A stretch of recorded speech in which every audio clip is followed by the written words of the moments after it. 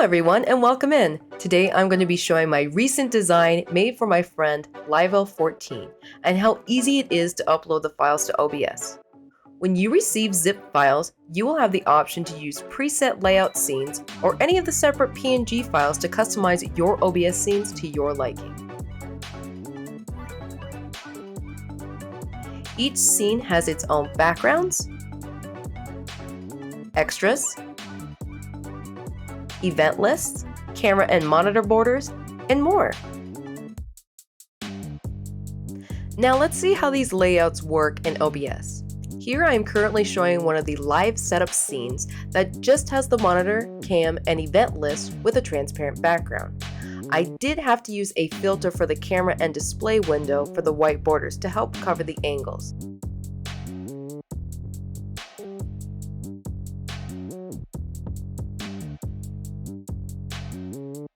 Next, I am showing the BRB scenes. The first image is one of the setup layouts that you would just need to insert the display capture window, chat box, and the event list. Now, I am going to show you how you can sort your PNG images to your preferred scene. What's nice about using PNG files is you can resize and sort your images however you like based on what you are wanting to show to your audience.